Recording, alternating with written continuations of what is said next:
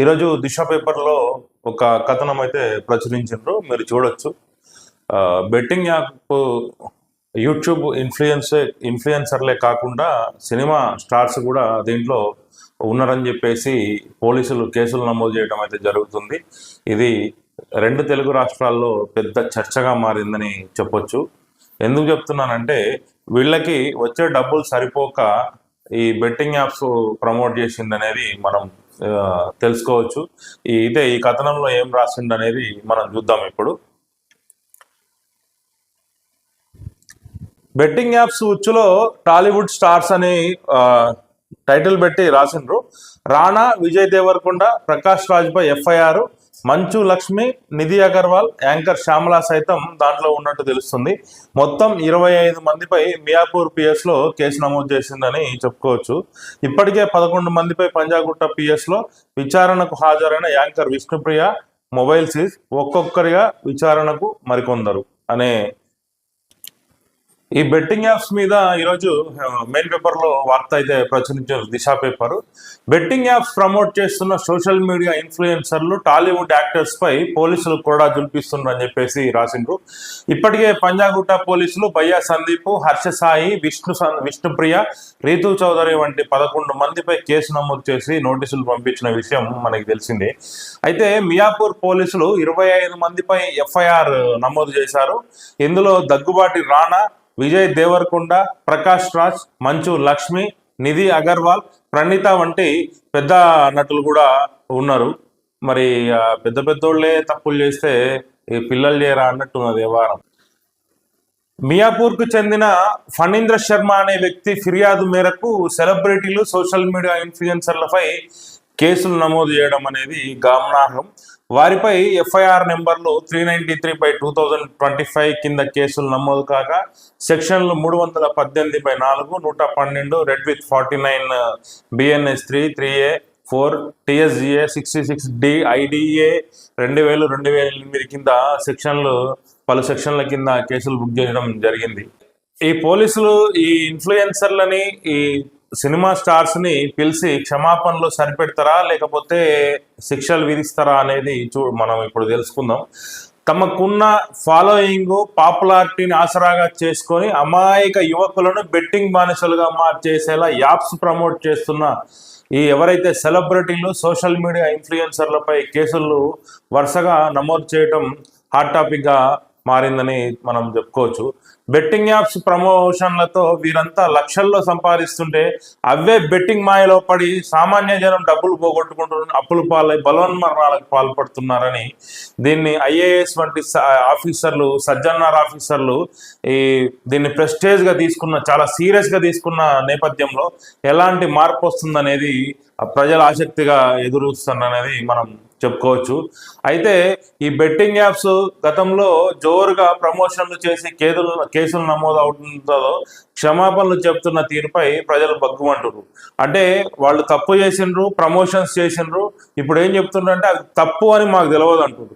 అది తప్పు అని మేము తెలుసుకునేసరికి మేము వాళ్ళతో అగ్రిమెంట్ చేసుకున్నాము, వాడు ఎవడెడు చత్తేంది దీంట్లో పెట్టుబడి పెట్టి దీంట్లో ఆడుతుండ్రు, అమాయక ఎవరైతే యువత కానీ ప్రజలు అమాయకులు ఆడుతుండ్రు, వాళ్ళు చచ్చిపోని మేమైతే అగ్రిమెంట్ చేసుకున్నాం, ఒక 1 year అగ్రిమెంట్ చేసుకున్నాం, మాకు తప్పు అని తెలిసినాక మేము ఆపేసినామని చెప్తుండ్రు.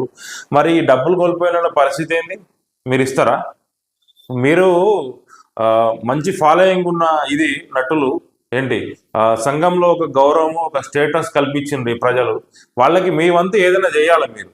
కానీ ఇంకా వాళ్ళని అమాయకుల్ని చేసి మేము సంఘంలో ఎదిగినాము, మేము సమాజంలో ఎదిగినాము, గౌరవప్రదమైన ఇదిలో ఉన్నాం, మేము స్థానంలో ఉన్నాము, మేమేం చెప్పినా వీళ్ళు నమ్ముతారు ఏంటి, యువత కానీ యువకులు కానీ ప్రజలు నమ్ముతారు అని చెప్పేసి మీ ఇష్టం వచ్చినట్టు వేటికి పడితే వాటికి ప్రమోషన్లు చేసి మిమ్మల్ని నమ్ముకున్న ఈ ఇప్పుడు ఒక హీరో అంటే ఒక కుటుంబంలో తండ్రి హీరోగా చూస్తారు, లేకపోతే వాళ్ళ అన్నని, లేకపోతే ఎవరైనా వాళ్ళ స్థానంలో వాళ్ళ కుటుంబంలో ఎవరైనా మంచిగా ఎదిగితే వాడిని ఒక రోల్ మోడల్గా తీసుకుంటారు. అట్లనే మనకున్న కల్చర్లో సినిమా స్టార్స్ని మనం కొంతమందిని రోల్ మోడల్గా తీసుకుంటాం. చిరంజీవి గారు ఉన్నారు, ఆయన కష్టపడి పైకి వచ్చిండు. ఆయన ఏ చిన్న చిన్న పాత్రలు చేసుకుంటా చాలా కష్టపడి ఒక ఇండస్ట్రీలో ఒక మెగా ఫ్యామిలీని క్రియేట్ చేసుకున్నాడు.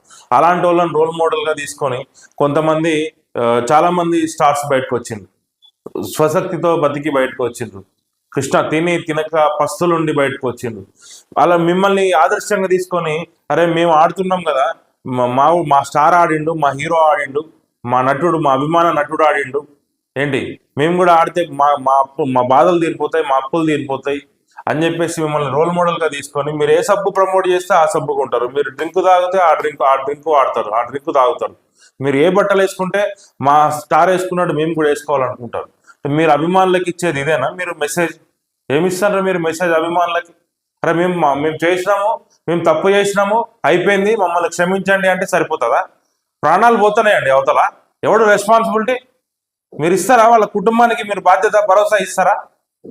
ఒక సినిమా రిలీజ్ అయితే వాడు తినక వెళ్ళి నైట్ మొత్తం సినిమా హాల్ మొత్తం క్లీన్ చేసి ఇంట్లో పెళ్లి ఎట్లా చేస్తారో అట్లా తమలపాకులు తోరణాలు కట్టి మొత్తం డెకరేట్ చేసి ఫ్లెక్సీలు పెట్టి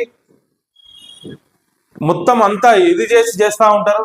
మీరు ఇదేనా మీరు పబ్లిక్ మీ అభిమానులకు చెప్పేది? మీరు తప్పు చేసి సారీ అంటే సరిపోతుందా? బెట్టింగ్ యాప్స్ ప్రమోషన్ వ్యవహారంలో నిన్న విష్ణుప్రియ ప్లస్ రీతు చౌదరి పంజాగుట్ట పిఎస్కు విచారణకు హాజరైనరు. ఈ విష్ణుప్రియను 11 గంటల పాటు, రీతు చౌదరిని 5 గంటల పాటు పోలీసులు ఎంక్వైరీ చేసిండ్రు. అయితే ఎప్పటి నుంచి బెట్టింగ్ యాప్స్ కు ప్రమోషన్ చేస్తుండ్రు, డబ్బులు ఏ విధంగా వస్తున్నాయి, హవాలా డబ్బులకు సంబంధించి ఏమైనా దీంట్లో వచ్చే ప్రమేయం ఉందా అనే వివరాలను పోలీసులు ఆరా తీసినట్లు మనకి సమాచారం అందింది.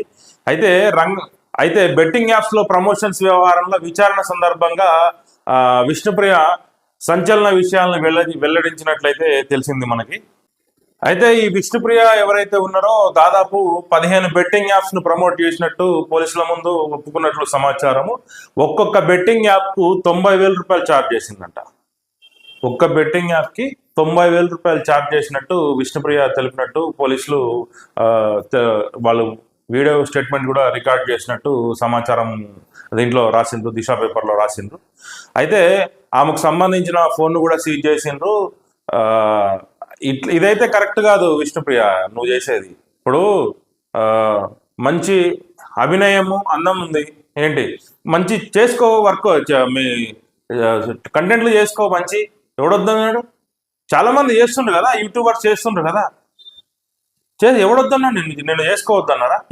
ఇవి చేస్తేనే షార్ట్ పీరియడ్లో 90,000 వస్తాయి, దానికంటే ఇంకేదైనా పని చేసుకొని బతకరాదు? అమాయక యువకులను ఎందుకు బలి చేయాలి మీరు? మన బాహుబలి రాణా ఏం చెప్తున్నానంటే, నేను దీంట్లో రాసిండ్రు, చట్టబద్ధంగా అనుమతి ఉన్న వాటికే నేను ప్రమోట్ చేసిన, నేను వేరే వాటికి అనుమతి లేని వాటికి ప్రమోట్ చేయట్లేదని చెప్పేసి రాణా పిఆర్ టీం ఏదైతే ఉందో వాళ్ళు నిన్న మీడియాకు తెలిపినరు. అయితే నైపుణ్య ఆధారిత గేమ్లకు బ్రాండ్ అంబాసిడర్గా వ్యవహరించడానికి రాణా దగ్గుబాటి ఒక కంపెనీతో ఒప్పందం కుదుర్చుకున్నాడని, దీని గడువు 2017లో ముగిసిందని రాణా తరపున ఆయన పిఆర్ బృందం తెలిపింది. గురువారం ఒక ప్రకటన రిలీజ్ చేసిందని దిశ పేపర్లో రాసిండ్రు. ఆన్లైన్ నైపుణ్యం ఆధారిత గేమ్లను చట్టబద్ధంగా అనుమతించిన వాటికే రాణా పరిమితమయ్యారని వాళ్ళు పేర్కొన్నారు. ఒప్పందాలకు ముందే రాణా న్యాయ బృందం క్షుణ్ణంగా సమీక్షించిందని, చట్టానికి లోబడే రాణా ప్రకటనలకు అంగీకరించినట్లు తెలిపిందని చెప్పేసి, జూదానికి వ్యతిరేకంగా సుప్రీంకోర్టు గుర్తించిన ఆన్లైన్ గేమ్లకు మాత్రమే రాణా ప్రచారం చేసినట్లు రాణా పిఆర్ బృందం మీడియాకు తెలిపింది. అయితే చట్టబద్ధంగా అనుమతి ఉన్న వాటికే రాణా ప్రమోట్ చేసిందంట. ఏదైతే గవర్నమెంట్ అనుమతులు ఇచ్చిందో వాటికి రాణా ప్రమోట్ చేసిండు, అనుమతులు లేని వాటికి చేయలేదు. అది ఎప్పుడో 2017లో అయిపోయింది, ఇప్పుడైతే ఏం లేదు, నేను చేయట్లేదు అని చెప్పేసి వాళ్ళ పిఆర్ టీము మీడియాకి తెలిపింది నిన్న. రాణా అయినా నేను అనుమతులున్న వాటికే ప్రమోట్ చేసిన అని చెప్పిండలే, కానీ ఇక మన ప్రకాష్ రాజు విలక్షణ నటుడు ఏం చెప్పిండంటే, నేను చేసింది తప్పే, క్షమించండి అంటుండు. నిన్న ఎక్స్వైరీగా సార్ ఒక పోస్ట్ రిలీజ్ చేసిండు, అది కూడా మన దిశ పేపర్లో రాసిండ్రు. కొన్ని రోజులు బెట్టింగ్ యాప్స్ ఆడిన మాట, ప్రమోట్ చేసిన మాట వాస్తవమే, అది తప్పని తెలుసుకొని 2017లో అగ్రిమెంట్ ఏదైతే ఉందో అది నేను క్యాన్సిల్ చేసుకున్నా, సారీ అని చెప్తుండు, నన్ను క్షమించండి అంటుండు. అంటే తప్పు చేసి నీకు లాంటి తెలుగు, తమిళ్, హిందీ, మలయాళం, కన్నడ చాలా భాషలలో నువ్వు నటుడిగా నటించినవు. ఏంటి మంచి విలక్షణ నటుడివి. దేంట్లో అయినా పరకాయ ప్రవేశం చేస్తావు నువ్వు. నిన్ను చూసి నీ అభిమానులు ఏంటి విజిల్ చేస్తారు, విలలు కొడతారు, నిన్ను ఫాలో అవుతారు. ఏంటి నువ్వు వీళ్ళకి అదేనా నీ అభిమానులకు చెప్పేది? నీ అభిమానులకు అదేనా నువ్వు చెప్పేది? సిగ్గున్నది ఏమైనా కొద్దిగానా? యాడ్ చేసినావు, అయిపోయింది, జేబులు వేసుకున్నావు, మంచిగా తిరుగుతావు, జల్సాలు చేస్తున్నావు. మరి ఎవడైనా చచ్చిపోతే ఎవడు రెస్పాన్సిబుల్? కుటుంబం ఒక కొడుకుని కోల్పోతుంది. వాడి ఇంట్లో ఒకడే ఉంటాడు, వాడికి వాళ్ళ కుటుంబానికి వాడే ఆధారం. వాడు పోతాడు, నువ్వు వాళ్ళకి ఏమైనా చేస్తావా? నువ్వు ఎందుకే ఇట్ట తయారవుతారు మీరు? బెట్టింగ్ యాప్స్ ప్రమోట్ చేస్తున్న ఎవరైనా సరే, చిన్న స్థాయి నుంచి యూట్యూబర్ స్థాయి నుంచి ఎంత పెద్ద స్థాయిలో ఉన్నా కానీ ఒక్కడిని కూడా వదిలిపెట్టొద్దు. వీళ్ళ వల్ల చాలా మంది ఆర్థికంగా నష్టపోయినరు, కుటుంబాలని కోల్పోయినరు. కుటుంబంలో ఎవడైతే పనిచేస్తారో వాళ్ళని కానీ, లేకపోతే యువత పిల్లలు వాళ్ళ ఆశలు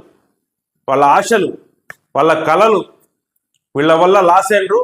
ఒక్కొక్కడిని వాళ్ళు అసలు మళ్ళీ జీవితంలో వాళ్ళే కాదు ఇంకెవ్వడు కూడా బెట్టింగ్ యాప్ ప్రమోట్ అనంటే బెట్టింగ్ యాప్ జోలికి పోవద్దు. అట్లాంటి చర్యలు తీసుకోవాలని చెప్పేసి పోలీసుల్ని మన ఛానల్ ద్వారా కోరుతున్నాం.